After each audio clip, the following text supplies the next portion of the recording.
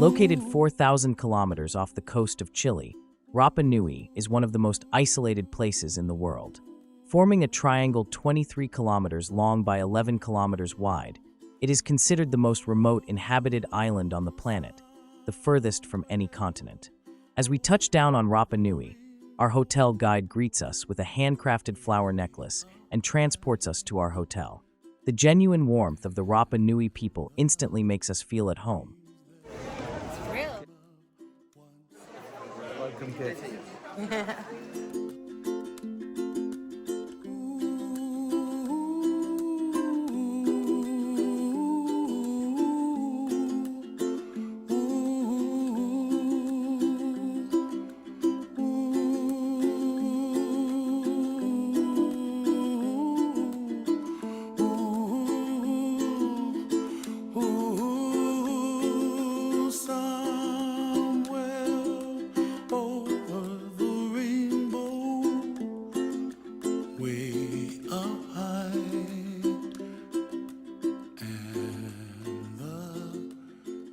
While walking around the hotel, we were pleasantly surprised to come across our first Moai statue, which was facing inland, with the town of Rongorongo in the background. The island resembles a vast open-air museum, with Moai statues scattered everywhere. A few statues still have the red dye paint and display detailed petroglyphs depicting the Birdman competition. Some statues have journeyed up to 14 kilometers to reach their final Ahu platforms on the coastline. Rongorongo, the main town of Easter Island, is home to around 8,000 residents. It is situated on the southern part of the island's west coast. Scattered throughout the island are over 25,000 archaeological treasures, including nearly 1,000 Moai statues, 100 pukai, and 300 Ahu platforms. As we journey along the coastline towards the main town, we encounter more ancient Moai that have been reconstructed onto their Ahu platforms. Easter Island's weather is consistently mild due to its subtropical climate. The warmest months are January through March, with an average temperature of 23 degrees Celsius, while the coolest months are June through August, with an average temperature of 18 degrees Celsius. Expect high winds all year round. At the local bay, you can spot turtles and enjoy a swim in the clear waters.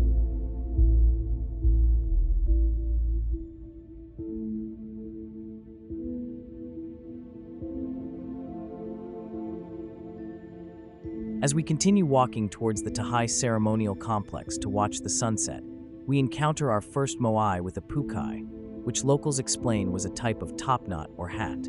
They believe the red-haired ancestors wrapped their hair up to form a topknot.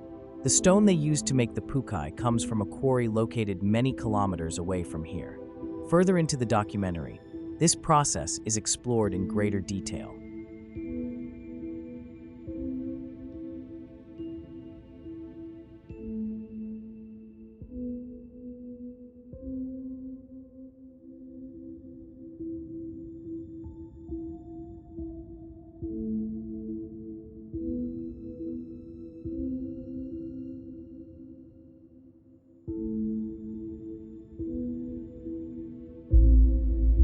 Wild horses and dogs roam freely around the island, adding to its unique charm. As we walk towards the Tahai ceremonial complex to watch the sunset, we see the Moai statues standing tall in all their glory.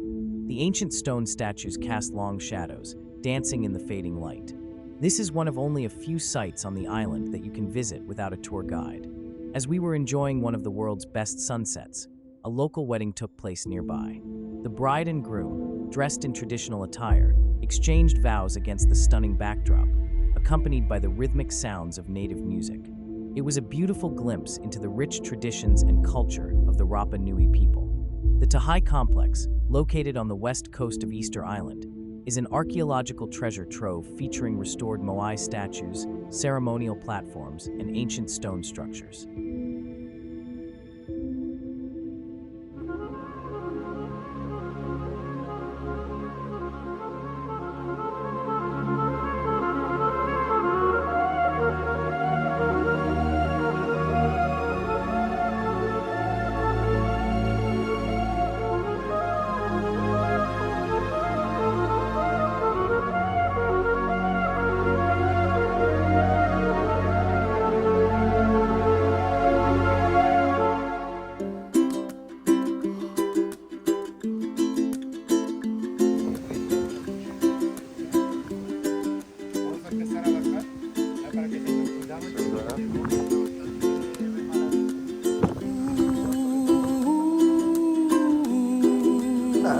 The Rapa Nui Islanders used caves for multiple purposes, including as homes, gardens, freshwater storage, and safe havens.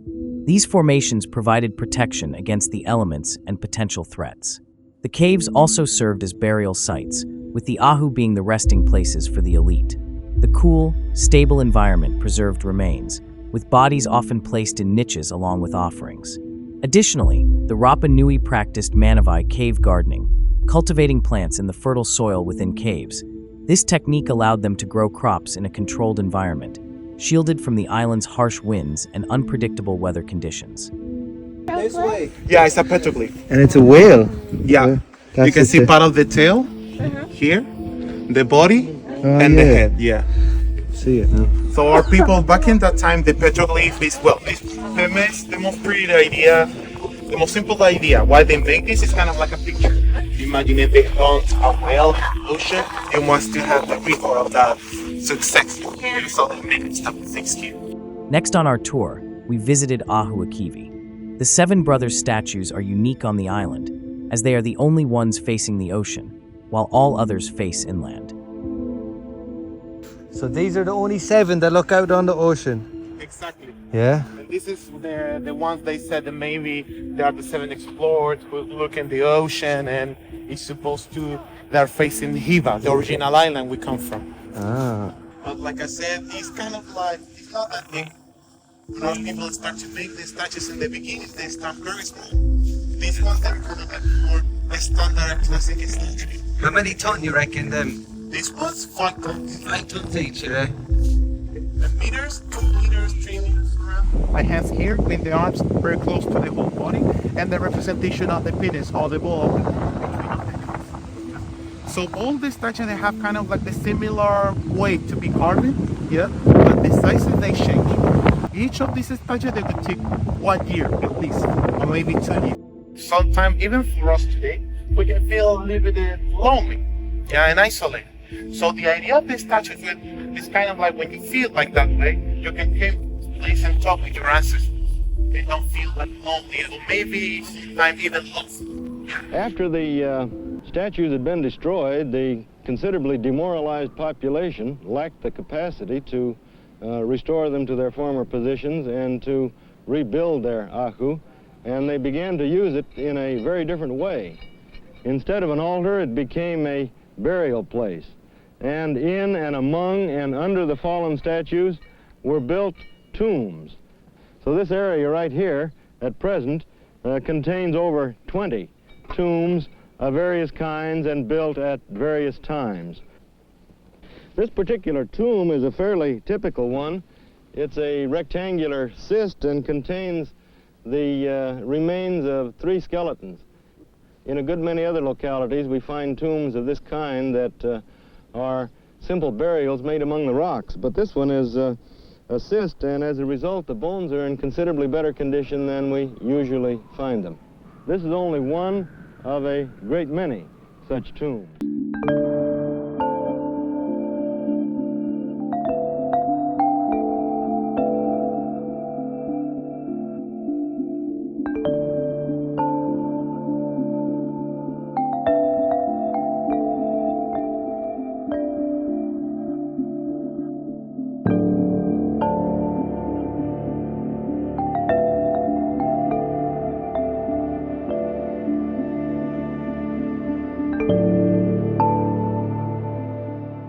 Is the quarry of the top notes for the statues. Yeah. So this is the only place in the whole island that we can find this type of material, red scoria. They have more concentration of iron inside, so that is why they have this kind of like a red color. Yeah. So now you can maybe understand a little bit better or easier how they transport these things. Yeah. They transport these pieces around on the island. Yeah. That is why they have this position. Yeah. Now you can notice they are very big, like just that one, they can have the weight of 10 tons. Wow. Yeah. So the idea of here is our people, they're carving these pieces of rock upon of this hill or maybe inside of this crater. Yeah. Roll it up, yeah, outside and then pull it onto the platform. Yeah. Now, how they put these pieces of stone upon of the head of the statue is part of the mystery. We don't know exactly, yeah, spoiler. We don't know. Yeah, but we have two theories, kind of like two main theories that try to explain how they possible do this. Yeah, so they say imagine the statue and already rise in the platform. Yeah, and maybe they make a type of this kind of like a ramp in the front. Then you roll the two cones to the top and fit in, yeah, with the head. Now the problem with that theory, yeah, back in that time we don't use or we don't have the technology of sediment. Yeah, so imagine if you put all this pressure, yeah, and this type of like a ram in the front part of the statue, the whole thing they will collapse to behind. Yeah. Now, for trying to resolve that, some archaeologists they say, well, maybe they make a whole pyramid around. Yeah, for have more kind of like stability in the thing, yeah, and do the whole process. The problem is, imagine how much of pressure and wave and rock you must put upon of the statue. Maybe you will start to destroy the details of the nose, the tattoos, the whole body. Yeah. The second theory, they said, well, maybe they put the statue in a horizontal position upon the front part of the platform, yeah, and they fit the bucal, yeah, in the head in the floor. With ropes and little pieces of wood, maybe they tied up the whole thing and then try to rise the statue at the same time. Yeah. Now the problem is just the head of the statue they can have the weight of 5 tons, and just the bucal they can have around of the same weight or maybe 3 tons, 2 tons. So imagine all that pressure if you try to lift the statue at the same time.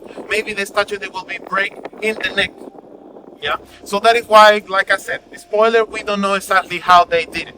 Yeah, so that is why a lot of people, they still believe in aliens, magic, and all that type of things. But this is an example. Yeah, the humans made this. Imagine if you have this type of maybe technology of a starship and flight object like stones, you don't need this kind of like evidence. They roll these pieces of rock. Yeah, maybe if they can leave the rock with magic or that type of thing, we can find statues upon of the hill, and that is not the case. We always found the statues in the shoreline and place it flat, so they can be possible to move these pieces of rock into these areas. Yeah, so it's not about aliens. That's the best theory.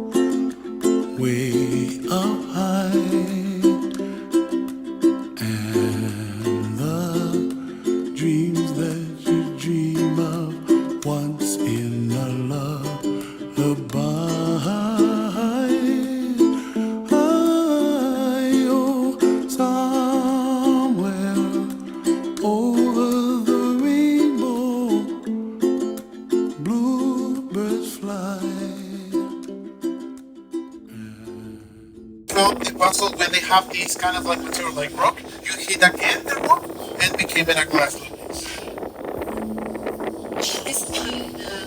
Exactly, this is for the top.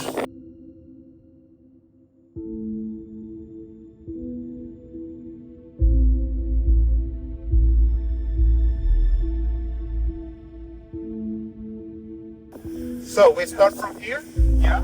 In a run of the trail, we will say statues in process of transportation abandoned. Yeah, in the process of carving the back. The workshops indeed. One of the biggest statues of the whole island. The only statue with legs in kneeling position. Legs. Yeah. And then we will finish our run of this area.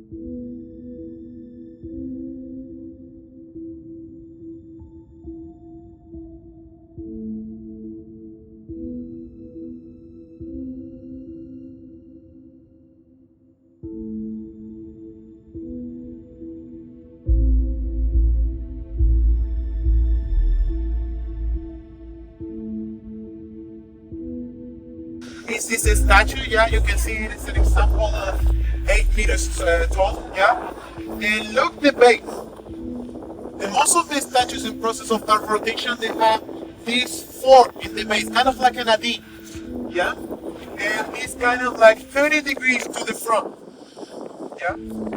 So they move the islands, and there are people move this statue, but with a walking process like this.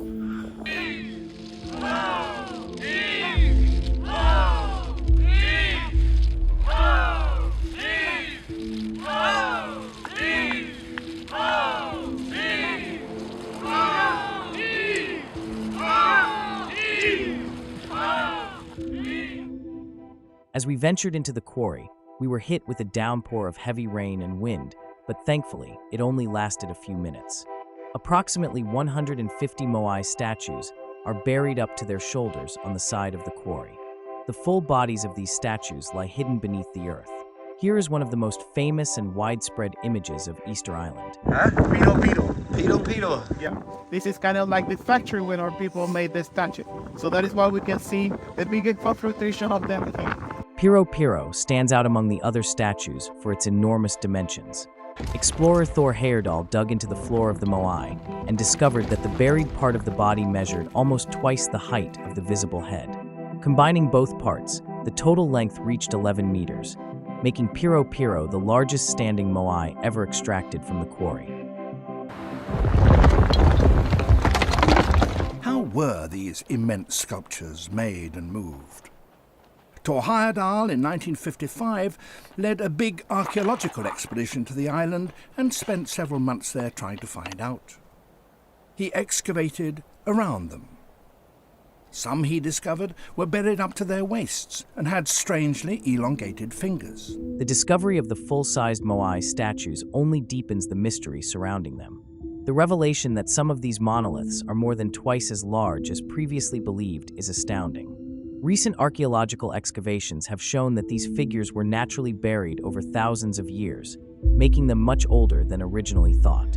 Robert Schoch suggests that, from a geological perspective, burying the Moai in 20 feet or more of sediment indicates that they are potentially thousands of years old and much older than traditional archaeology has suggested. As we continue walking through the quarry on the hillside of the volcano, we can see almost half of the total number of Moai statues on Easter Island.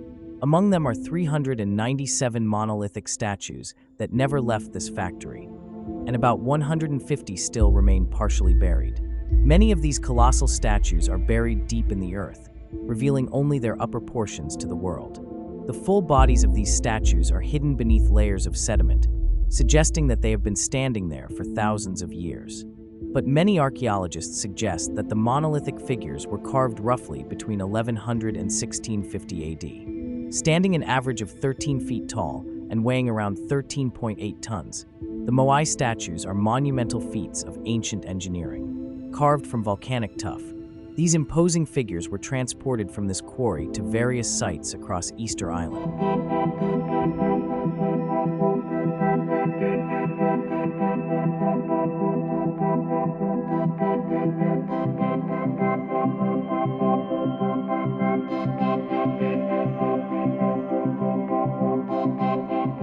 Walking through this ancient landscape, one can't help but wonder about the people who carved these statues and the culture that once thrived here. The Moai statues stand as silent guardians of the island's history, each with its own story to tell. It's fascinating to think about the craftsmanship that went into creating these immense sculptures. Each statue was meticulously sculpted to depict the likeness of a human figure, often with elongated ears and distinctive facial features. These details were not merely artistic choices, but held deep cultural and spiritual significance for the Rapa Nui people. Many of the Moai statues at the quarry were never finished or moved, and can still be found there in different stages of construction. The largest Moai in the world, known as El Gigante, stands an impressive 22 meters tall and is estimated to weigh around 250 tons. This colossal statue is one of the iconic stone figures on Easter Island. The sheer size and weight of El Gigante would have posed significant challenges for transportation and erection, which is likely why it was never fully moved to a ceremonial platform, known as an ahu, like many of the other Moai on the island. As we venture further into the quarry, we come across an area containing at least 3 moai that were never finished or moved. These statues can still be found there, each in various stages of construction. The process of creating the moai involved several meticulous steps. Once the top and sides of the statue were completed, carvers would gradually undercut the statue, leaving a keel of rock along its underside attached to the mother rock. This keel was carefully chipped away until the statue rested on stone supports. Additional loose rock was placed under the back of the moai to provide support until it was completely detached from the mother rock. Once the statues were detached from the rock, they were slid down the hill to lower areas of the quarry where there was soil. Here, a large pit was dug, and the statue was placed into it. The quarry workers then carved petroglyphs, or rock art, onto the statue's back. These carvings often depicted symbolic or significant motifs, connecting the moai to the island's cultural and spiritual beliefs. When a moai was ready to be transported from the quarry, the soil in front of the statue was removed to create a path. The Moai roads of Easter Island form a network of paths connecting the quarry to various sites around the island. Family clans use these roads to transport the Moai statues, and over 25 kilometers of these paths are still visible today. Road statues have a distinctive forward lean, positioning their center of mass close to or slightly over the front edge. Additionally, the shoulder width relative to the width of the base gives the statue a lower center of mass. In contrast, Ahu Moai have a center of mass closer to the center of the base, and their shoulder widths tend to be wider than the base width, making them more top-heavy. Family clans cooperated to move and transport the statues, employing a system for dividing the land. Each family contributed to this collective effort. There are 3 main theories about how the Moai statues were moved. The first theory, known as walking the Moai, suggests that the statues were rocked upright using ropes. The second theory proposes that the statues were rolled on logs, with islanders pulling them using ropes tied to each side. The third theory involves the concept of mana. In Rapa Nui culture, mana is a source of strength, knowledge, and wisdom. According to oral tradition, mana enabled the Moai statues to be moved. Many believe that those who possessed mana could command the Moai to walk to their designated places. So many people have laughed at this and said that how could a rock walk by itself? If we study a little bit about the meaning, the true meaning of what is said, the Moai walk with mana. Te Moai he haere, he haere ere te Moai he mana. The translation of this means that the Moai were walked by people utilizing mana. Mana in this case is knowledge, wisdom, power from heaven. So they had a knowledge that we are not able today to understand. Look at him. He's got legs. Exactly. Careful, it's a little bit slippery ship. Yeah, exactly. It's more rounded, the whole head, the whole body. The only statue with legs, like I said, kneeling position. Actually, tuturi is that is the meaning. Kneeling position. Yeah, tuturi or tukuturi. Yeah, you can see too in the details in the face, they have this kind of like a body beard in the chin. The head is more rounded, the ears, they are more realistic, not this kind of like a long and aesthetic ear, like the other classic statues. Yeah, so some people and archaeologists believe that maybe this is kind of like a prototype. One of the first maybe statues they want to make, yeah? They make this legs representation and everything, but then maybe they figured it out that it's not a good idea because the web is heavier in that place of the statue, so it's more difficult to make this kind of like a walking movement, yeah. So maybe that is why they decide to make the statues just in one block without these details, and it's kind of like more easy to put ropes around and make this kind of like a walking process. If you see, for example, tikis, like other statues from other islands in Polynesia, they have this kind of like the same idea to carving. Yeah, for example, the tiki from Hawaii, they have the legs too in this kind of like position too.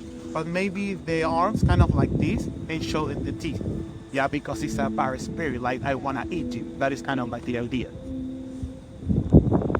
Yeah, so the idea to make a statue is that people is not an original idea from us. You know, these people, when they arrive in this island, they bring this idea to make statues, but they use it a different way. Yeah. So in this case, our platform we use is for bury the people. Yeah, and the statue will have the representation. Other islands in Polynesia, they use it more for make this kind of like a ethers. Yeah, for make like ceremonies.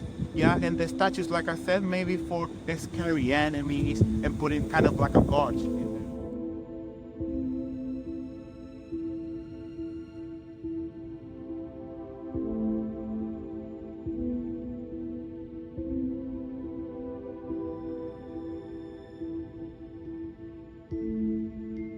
Rapa Nui legends recount the arrival of Chief Hotumatue, a Polynesian king, and his clan to the island. They journeyed across the vast Pacific Ocean by voyaging canoe, showcasing their exceptional navigation skills. Utilizing their knowledge of stars, ocean currents, and wind patterns, they explored and settled distant islands. The Polynesians are renowned as some of the greatest navigators and voyagers in world history. Scientific studies suggest settlement occurred between 300 and 400 CE, although some propose a later date between 700 and 800 CE. The Austronesian Polynesian were the first to come here, bringing with them a variety of crops and animals including chickens, Polynesian rats, taro, sugar cane, and banana. New studies suggest humans began transporting and growing bananas in the Pacific Islands over 3,000 years ago. Dr. Monica, a senior laboratory analyst at the University of Otago's Southern Pacific Archaeological Research, found microscopic particles of banana and other plants trapped in calcified dental plaque of the first settlers of Vanuatu.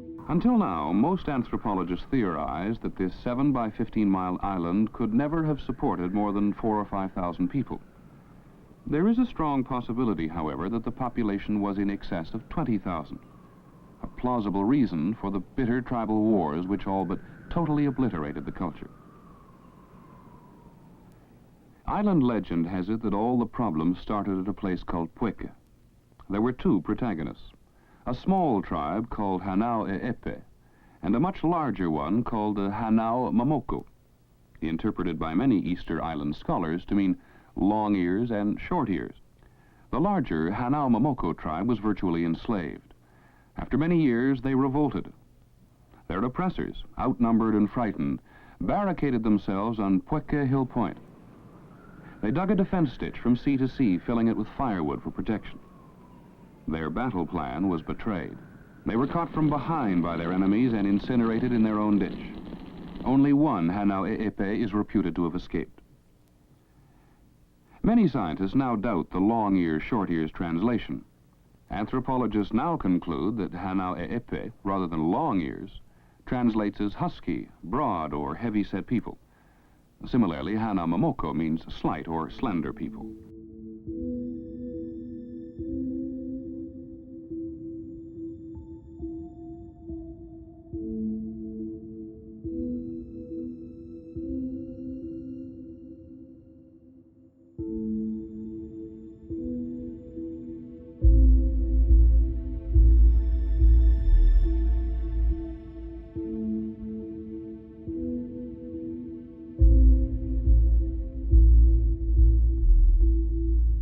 Tadano, a company from Japan, they help us.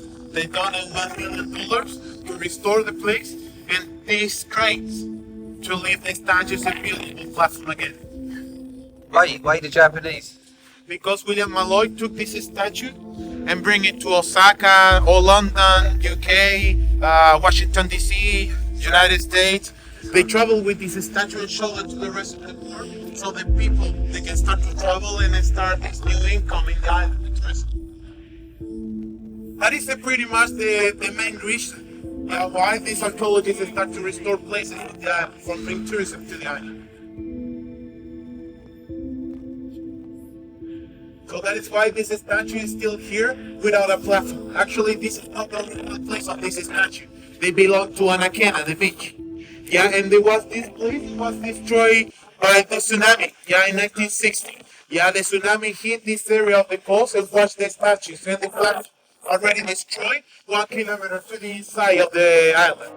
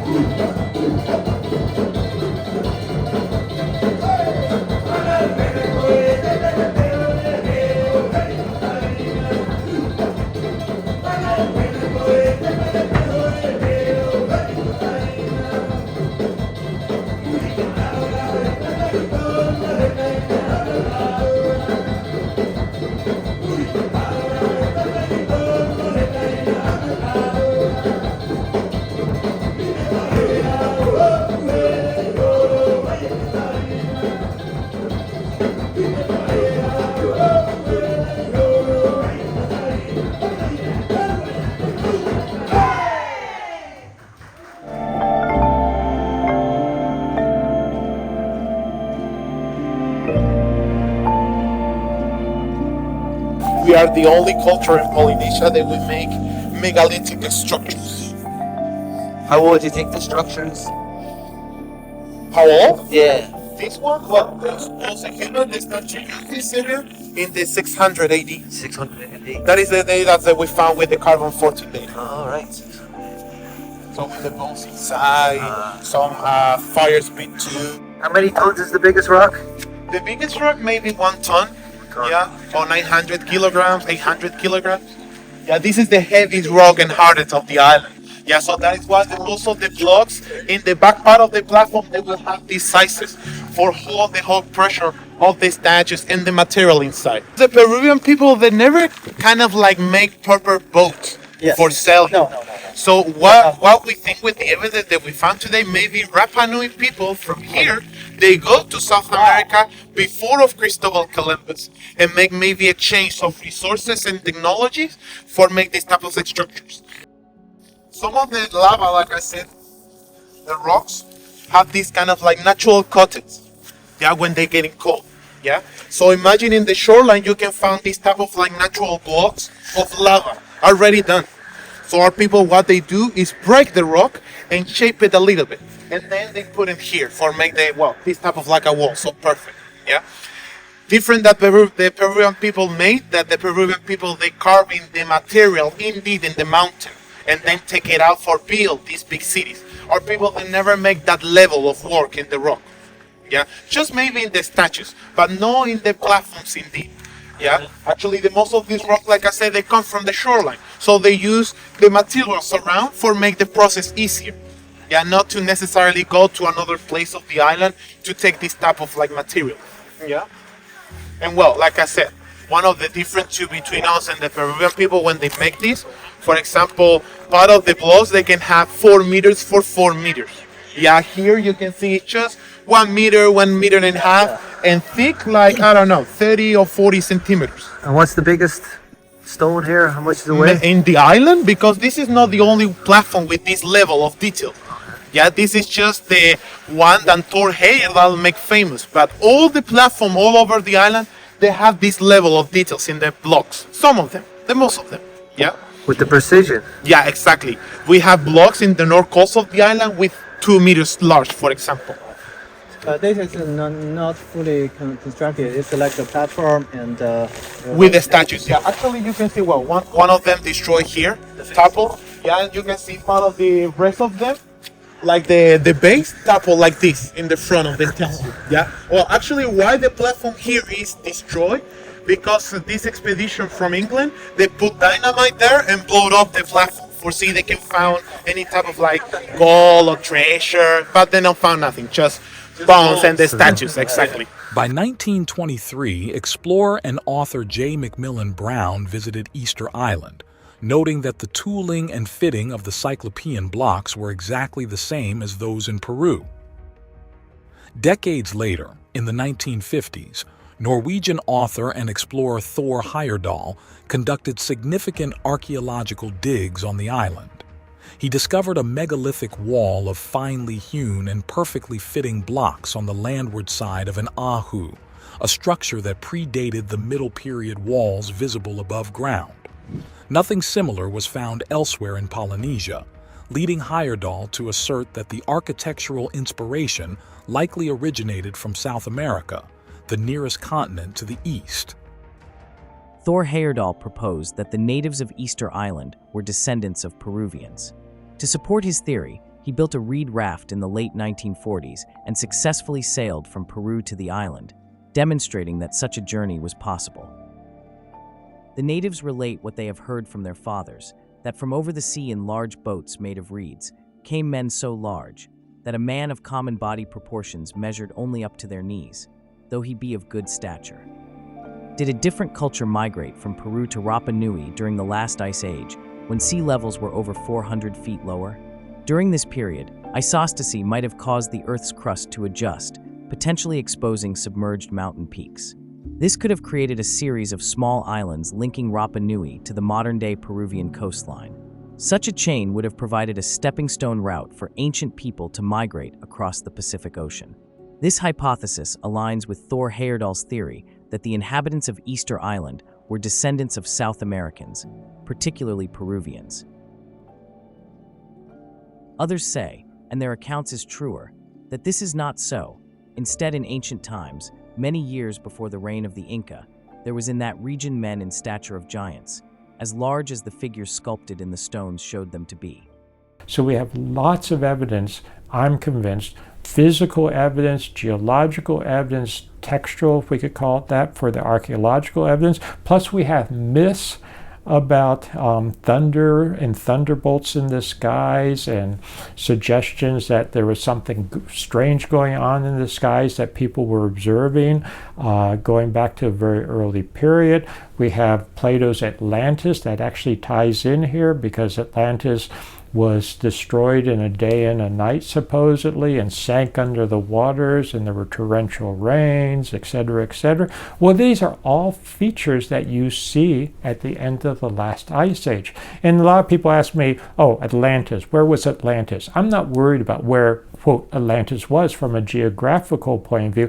What's interesting to me is Plato's dating of Atlantis. He dates it in our modern calendar to about 9600 BCE. When you convert it to our modern calendar, that's incredibly close, and I think too close for my taste for simple coincidence to the modern date that I accept of about 9700 BCE for the end of the last ice age based on modern analysis of ice cores and sediment cores. So all this data put together convinces me that we had a major solar outburst at 9700 BCE.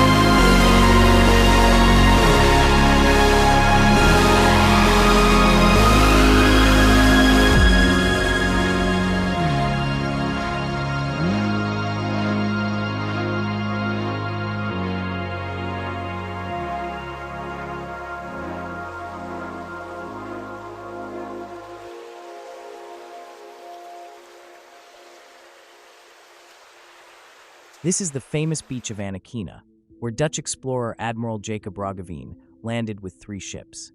On April 5, 1722, Roggeveen and his crew sighted Easter Island, which they named Posh Island, Easter Island, because they arrived on Easter Sunday. The expedition was sponsored by the Dutch West India Company, aimed to find Terra Australis and establish a western trade route to the Spice Islands. This marked the first European contact with the isolated island, known locally as Rapa Nui. Roggeveen's crew observed the island's inhabitants and their impressive stone statues, the Moai. Roggeveen's ship logs mention, "I make no doubt that, by means of the aforementioned exclamations, he was appealing to his god, as we could see great numbers of heathen idols erected on shore. They kindled many fires by their idols by way of offerings, or for the purpose of prayer. In the early morning we looked out, and could see from some distance that they had prostrated themselves towards the rising sun and had kindled some hundreds of fires, which probably betokened a morning oblation to their gods."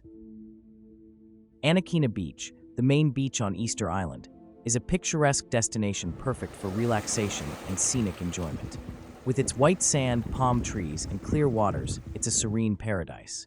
Notably, it's one of the few places on the island where tourists can visit without a tour guide, making it a must-see destination for its beauty and cultural significance.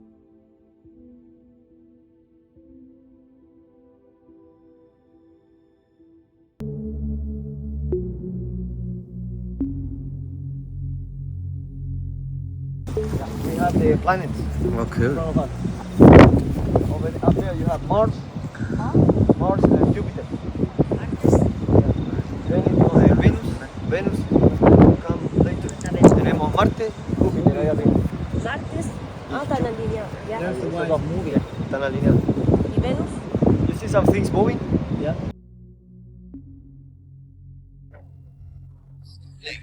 Starlink.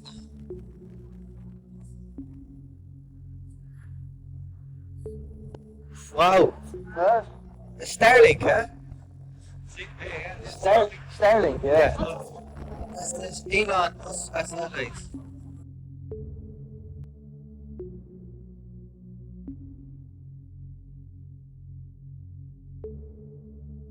From my research, I discovered that SpaceX launched a batch of Starlink satellites from Cape Canaveral, Florida, in the Northern Hemisphere on April 28th. When observed from the Southern Hemisphere, these satellites seem to move downward. This phenomenon can be explained by the difference in perspective between the two hemispheres. As the satellites orbit, the viewing angle changes depending on our location on Earth. In the Northern Hemisphere, the satellites appear to follow a path aligned with their launch trajectory. However, in the Southern Hemisphere, the curvature of the Earth and the satellite's relative positions create the illusion of downward motion. In your normal life, you don't get it. Yeah. It's too quick. It's too quick, yeah, but on camera you can see. The camera, you can get it. Oh, wow. Many UFOs. Oh, there, see it, the shooting star. Wow. That was so quick. That was definitely a shooting star. That was amazing. Oh my God, you can see that.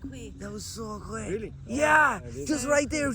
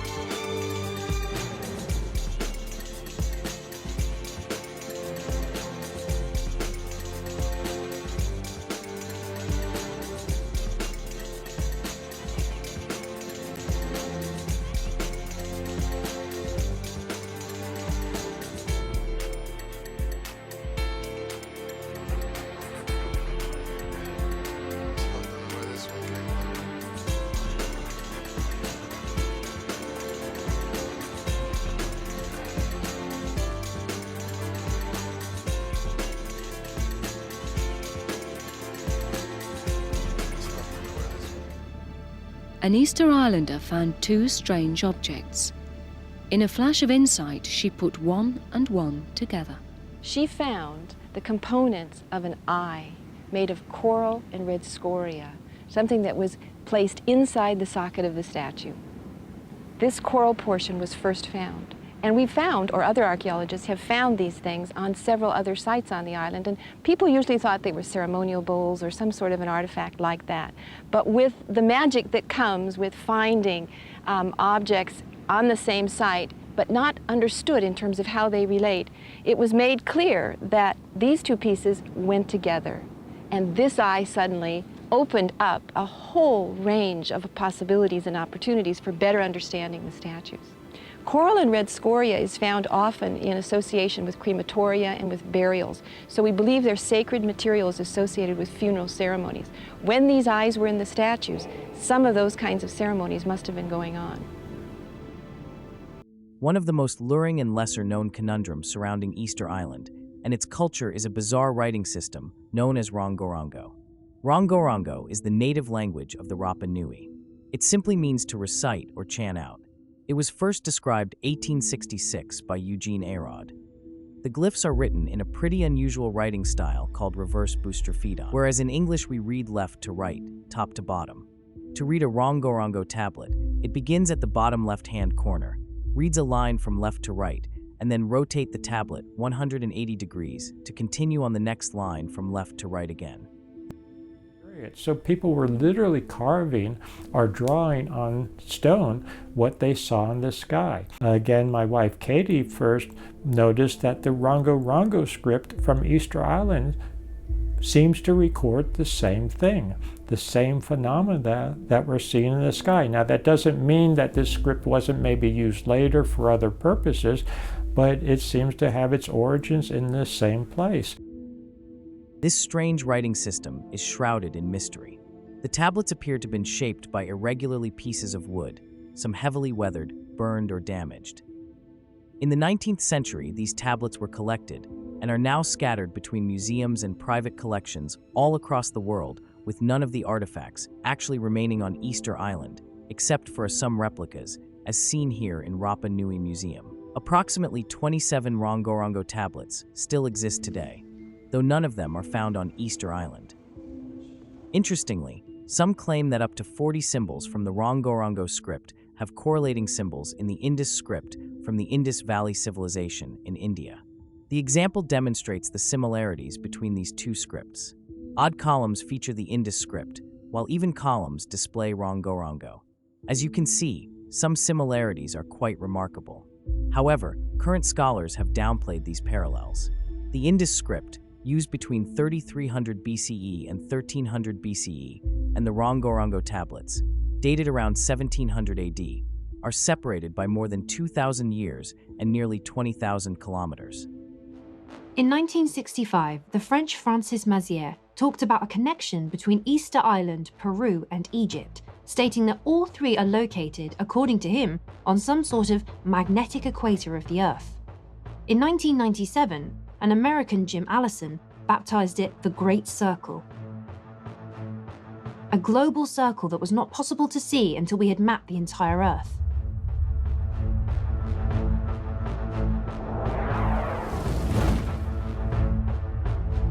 Let's go from Easter Island, taking a 30-degree orientation, and draw a line about 100 kilometers wide.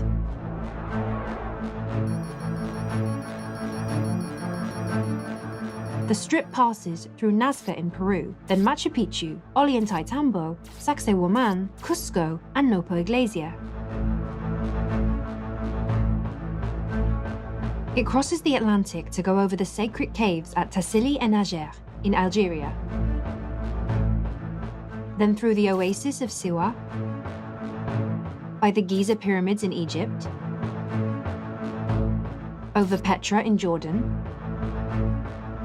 in Iraq, Persepolis in Iran, Mohenjo-Daro in Pakistan, Khajuraho in India, Phrae in Burma, Sukhothai in Thailand, Angkor Wat and Preah Vihear in Cambodia, all highly likely to be connected a long time ago. and then over to the little-known islands of Netium in New Caledonia.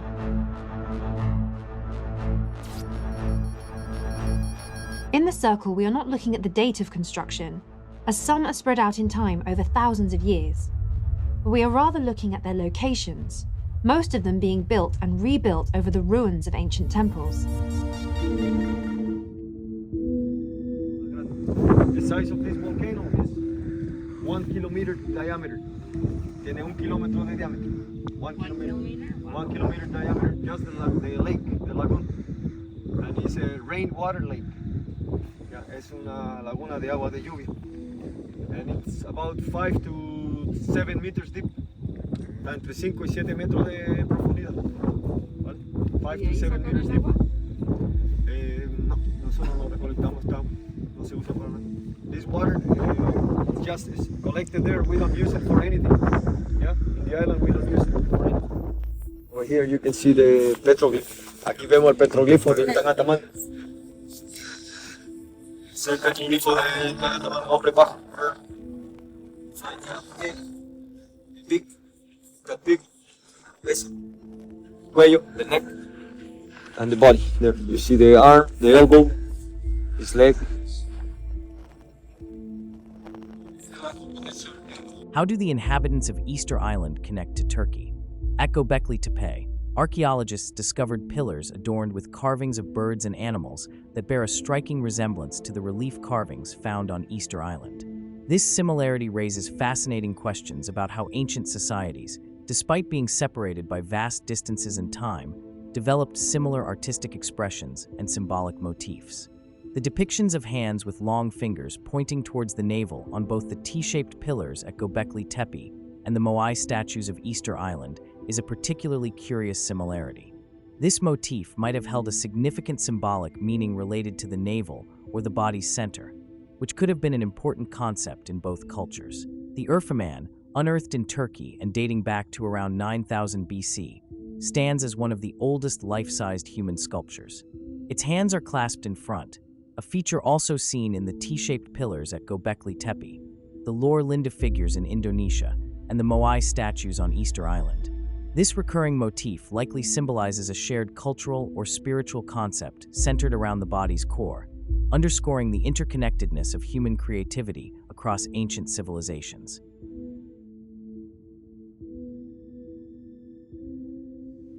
It was here too, you know, yesterday we're talking about a little bit about that, the Moai that they have in England.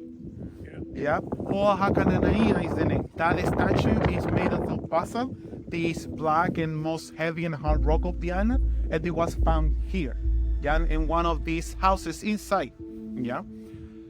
This statue, why is so important or famous today for us? Because this is the only statue that in the back, they have from the middle part of the back to the top, petroglyph of the Bearman's competition. Yeah, so you can see symbols of one bird burned from the egg, other Bearman's kind of like holding the bear, yeah, and the other thing like symbols of the royalty. And under that symbol from the middle part of the statue to the bottom, you can see more petroglyph of the classic statue, like the sun, rainbow, rain, and that type of things, yeah. This is the only statue, the only piece of archaeology.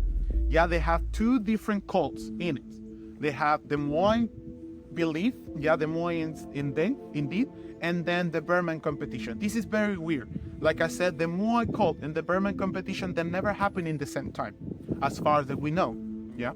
So it's very weird to have this statue with these symbols in the back.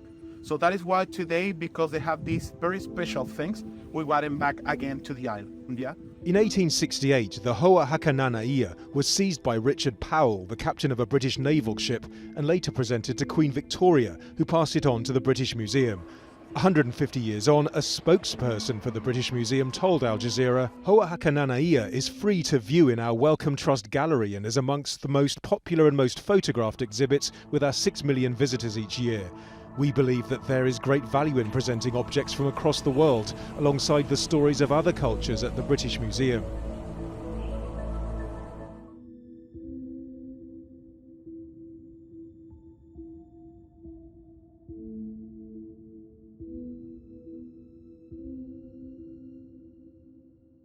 like I said, in one time, in 1600 AD, our people, they stopped to carving the statues. We think because of a dry season, many years, too much population, not that much of water because of this dry season, and then they start to fight between them for conquering areas and resources around the island. Yeah.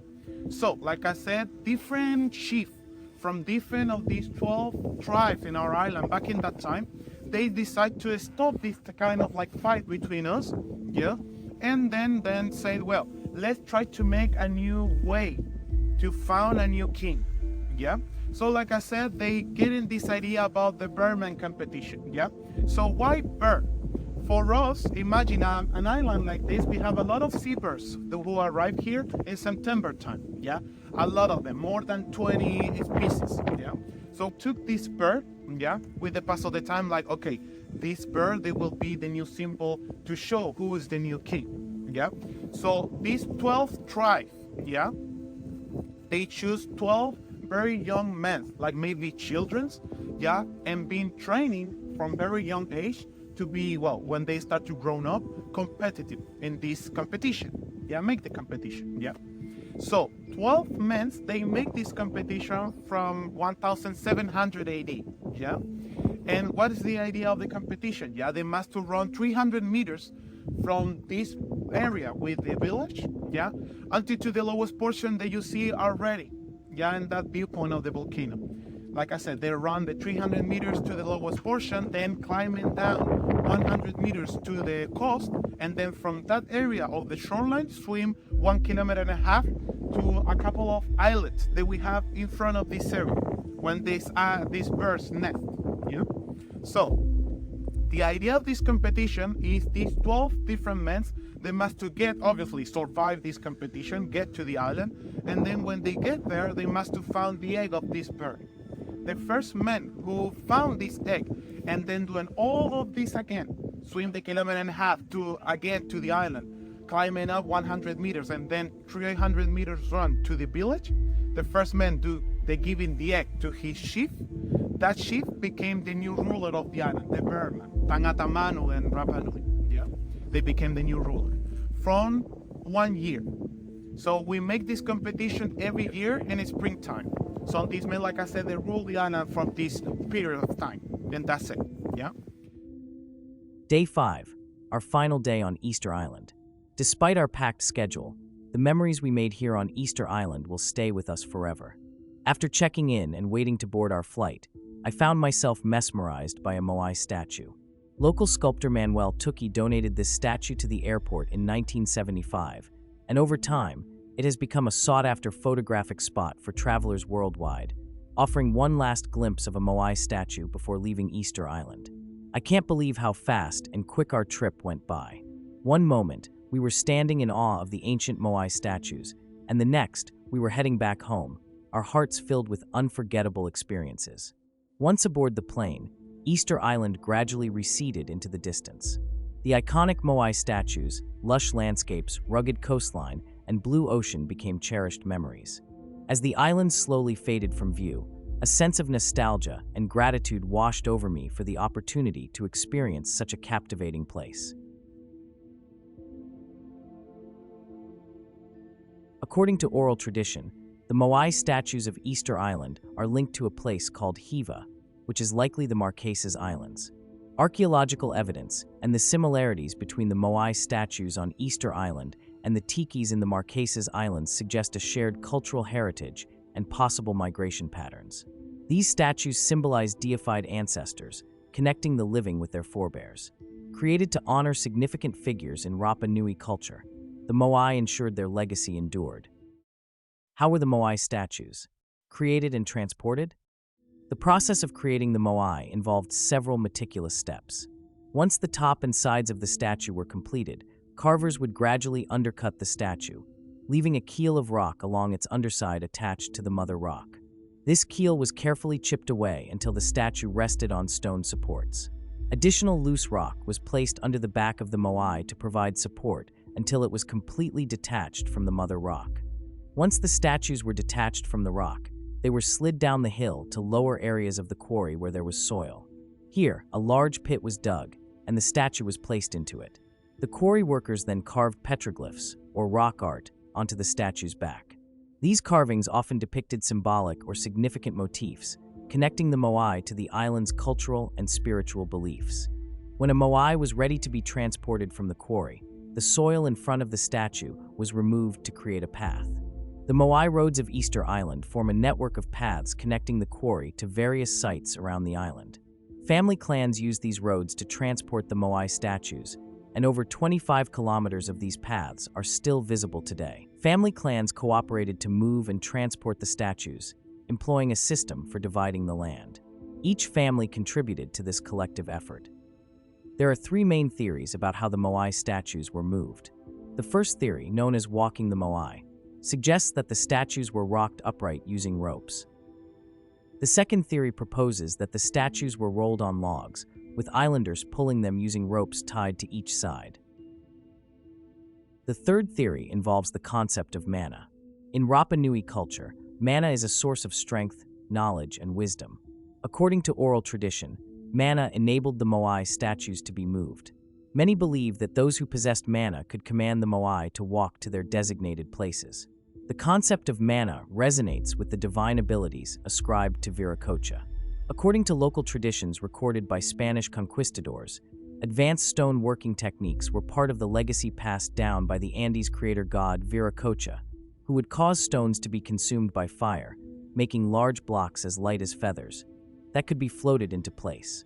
This sounds similar to the extreme heat theory, which suggests that intense heat or chemical processes might have been used to soften stones, making them easier to shape.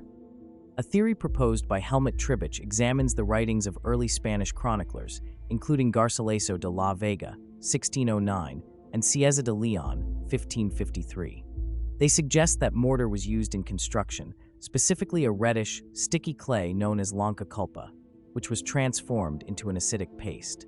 This substance was applied to soften the edges and faces of the rocks and was pushed into the tiny gaps between the tightly fitted stones. The resulting stone walls exhibit a glazed appearance, with surfaces that refract and diffract light. Due to vitrification, these surfaces are remarkably smooth to the touch.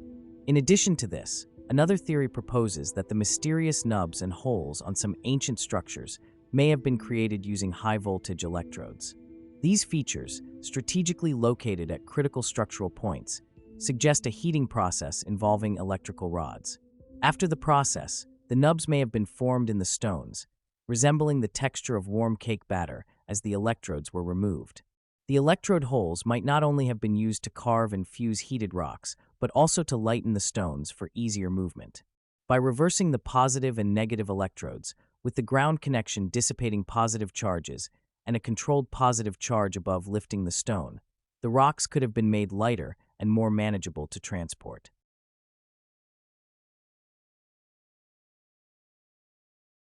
The native relate what they have heard from their fathers, that from over the sea in large boats made of reeds came men so large that a man of common body proportions measured only up to their knees, though he be of good stature.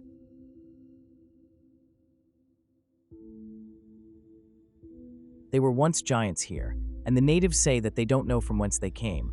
Their house were 3 leagues below the anchorage, made of 2 gables with very large beams. Based on my research, it seems that there was once a lost race of red-haired giants who lived across the Americas and may have ended up on Easter Island. Perhaps these giants made their way across the oceans, helped restart civilizations, and built megalithic structures in Peru and Bolivia before moving on to the Polynesian islands like Easter Island. One of the captivating news articles from the late 1800s tells stories about Machu Picchu and its living tribes of giants. Among the discoveries were incomplete skeletons, including a skull from a human who stood over 8 feet tall.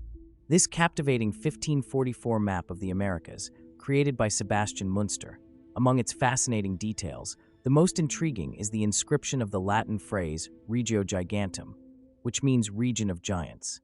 Münster was a renowned 16th century German cartographer.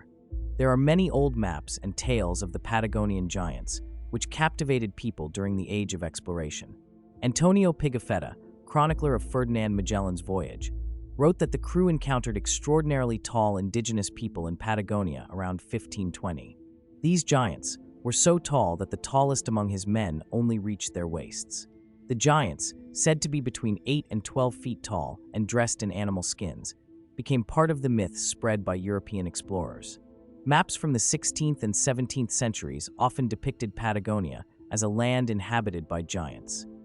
One day we suddenly saw a naked man of giant stature on the shore of the port, dancing, singing, and throwing dust on this head. The Captain General Magellan sent one of our men to the giant so that he might perform the same actions as a sign of peace. Having done that, the man led the giant to an islet where the Captain General was waiting. When the giant was in the Captain General's and our presence, he marveled greatly and made signs with one finger raised upward, believing that we had came from the sky. He was so tall that we reached only to his waist, and he was well proportioned. Antonio Pigafetta, survivor of Ferdinand Magellan expedition. The discovery of ancient giant footprints and strange giant skulls has indeed sparked curiosity and debate among researchers and enthusiasts alike. Here are some notable examples of ancient giant footprints seen around the world. These discoveries raise intriguing questions about human history and the possibility of larger-than-average humans in ancient times. While some of these claims have been debunked, they continue to fuel the imagination and curiosity of people around the world. In January 2025, this giant skull was unearthed in Peru, captivating the attention of archaeologists and researchers around the globe. Additionally, here are more examples of strange elongated skulls discovered in Paracas, Peru, dating back approximately 2,000 years. Abraham Lincoln. The eyes of that species of extinct giants whose bones fill the mounds of America have gazed on Niagara as ours do now. Contemporary with the whole race of men, and older than the first man, Niagara is strong and fresh today as 10,000 years ago. There are more than 1,500 historical news reports from the late 1700s to the early 1900s that were published in renowned newspapers like Scientific American and the New York Times, detailed discoveries consistent with the existence of giants. These reports describe robust skulls, some large enough to fit over an average man's head, and other skeletal remains of extraordinary size. One intriguing aspect of these reports is the frequent mention of unearthed skeletons that defy conventional human proportions. These findings often included femurs and other bones that, if authentic, would suggest individuals of enormous stature, potentially standing over 7 to 8 feet tall. The robust nature of the skulls, often described as unusually thick and heavy, further fueled speculation about the existence of a race of giants. The articles and reports not only spurred widespread curiosity, but also led to debates within the scientific community regarding their authenticity and significance. The indigenous Paiute people have lived in the Nevada desert for centuries. In the 1800s, a Paiute descendant named Sarah Winnemucca wrote about a battle with a race of giants called the Saidukaas. These red-haired giants lived in the mountains and were known for their cannibalistic tendencies. The Paiutes eventually defeated them in a final battle at Lovelock Cave. Archaeological excavations of Lovelock Cave in the early 20th century uncovered numerous artifacts, including large skeletal remains and tools, which some believe lend credence to the Paiute legends. Giants of Sardinia, Italy. In 1901, there were accounts of 4 newly discovered tombs in northern Sardinia, which reportedly contained skeletons measuring over 9 feet long. My name is Luigi Muscas. I am 53 years old, and I live in Poli Albarei. I've been immersed in the ancient history of the giants of Sardinia ever since I was a little boy. It was handed down to me by my relatives. The first skeleton I ever saw, the first mummy I ever saw, was on a rainy day in the countryside of Poli Albarei.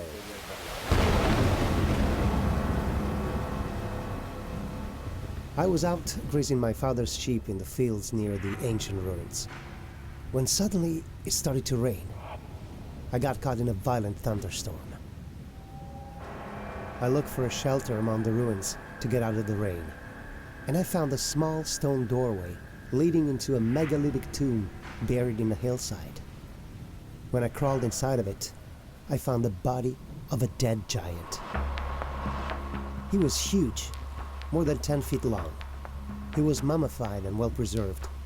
His skin was the same color as mine. He had all his teeth. None one of them was missing.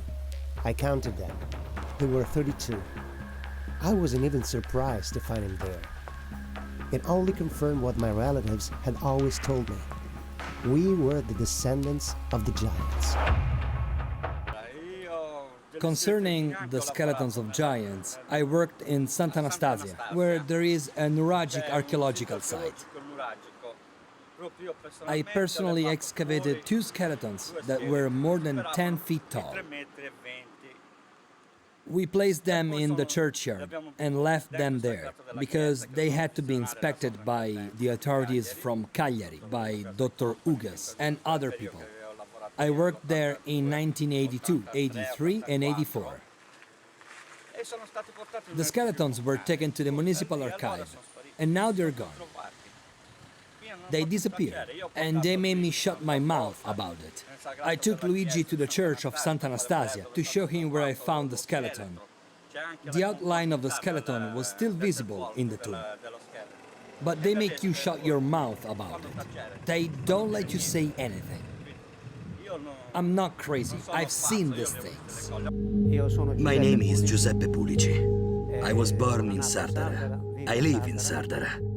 And I worked on the excavations of Santa Anastasia in Sardara.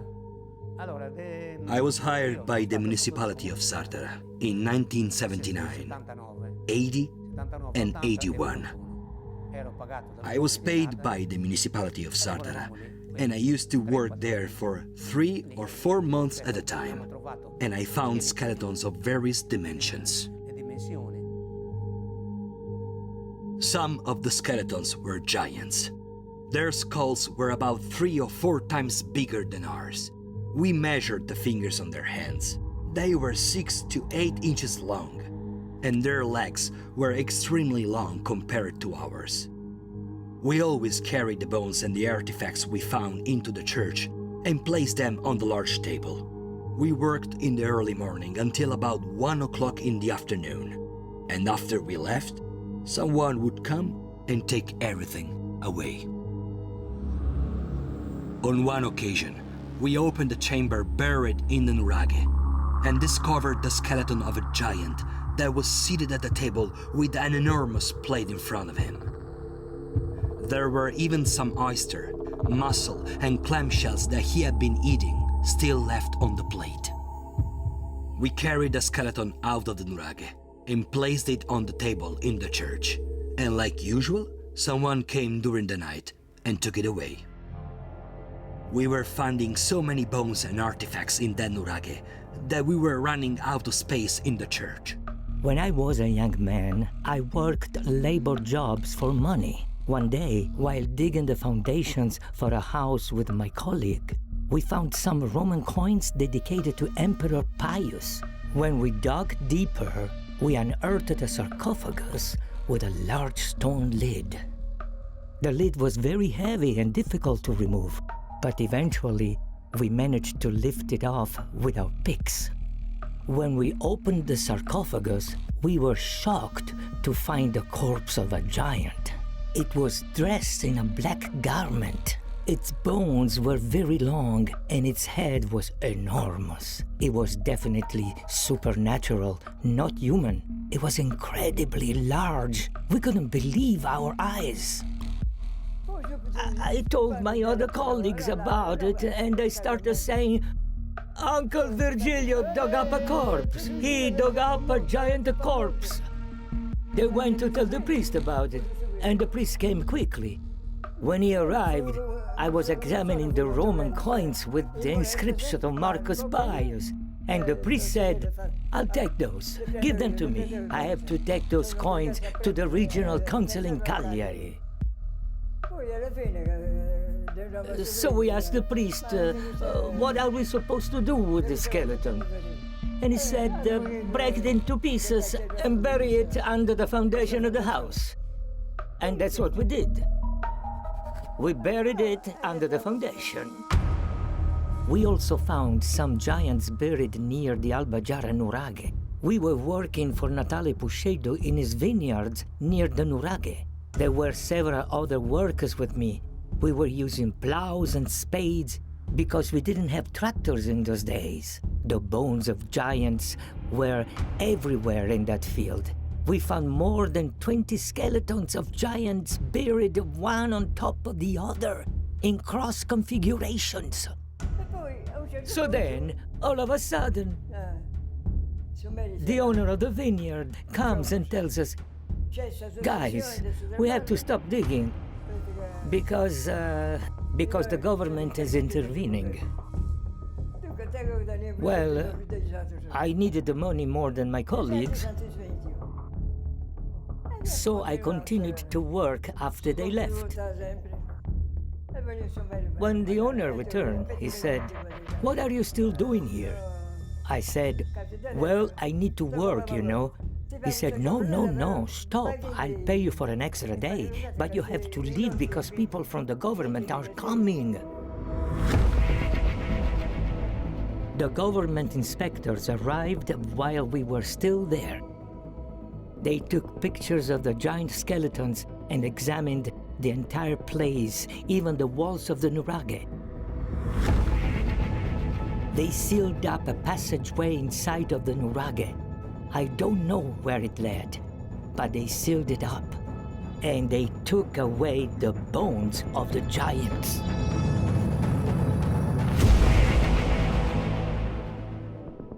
Book of Genesis. There were giants in the earth in those days, and also after that, when the sons of God came in unto the daughters of men, and they bare children to them. The same became mighty men which were of old, man of renown. According to historian Kristen Mucher, Spanish stories from the Aztecs tell of a race of giants.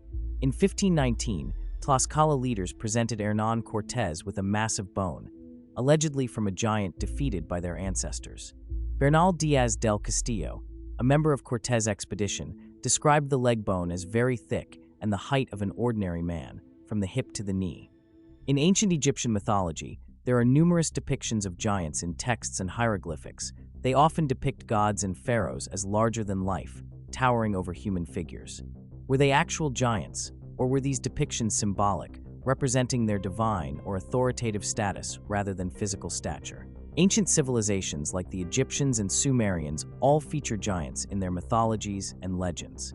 Although these depictions vary across cultures, they share a common fascination with giant beings. The Sumerian civilization is one of the earliest known in human history, also has its share of giant depictions.